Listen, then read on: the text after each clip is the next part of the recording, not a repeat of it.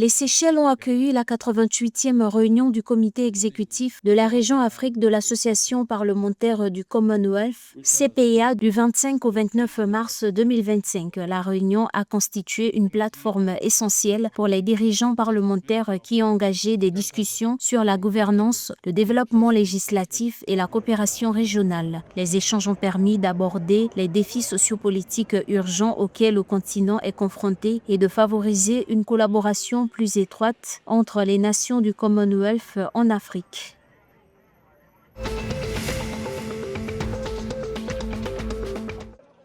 Ouverture prochaine à Moroni, capitale comorienne, de la première ambassade de Russie. Cette décision marque une nouvelle étape dans le cadre du renforcement des relations bilatérales entre l'Union des Comores et la Fédération de Russie. Selon le ministère comorien des Affaires étrangères, l'établissement de cette ambassade vise à renforcer la coopération entre les deux pays qui entretiennent des relations diplomatiques depuis plusieurs années. La présence d'une mission diplomatique russe à Moroni devrait faciliter les échanges et ouvrir de nouvelles perspectives de partenariat dans divers domaines.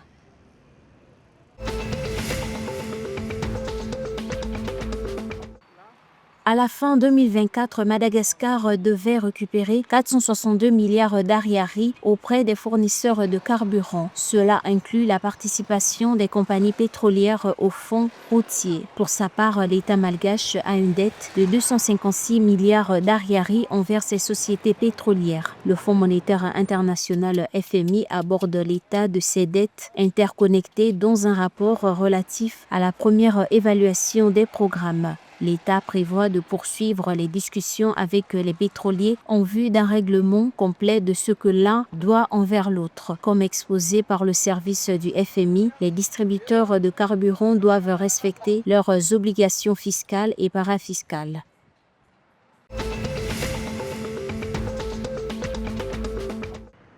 Le ministre de la Santé et du Bien-être de Maurice a appelé à la collaboration du public après la détection d'un cas de chikungunya confirmant que le virus est désormais présent sur l'île. Le nombre de cas de chikungunya enregistrés à Maurice est passé à 20 dimanche 30 mars 2025. En réponse à la situation, des mesures de lutte contre les moustiques ont été intensifiées. Cela inclut des opérations de fumigitation, de larviciding ainsi que des inspections maison par maison et des enquêtes sur les cas de fièvre.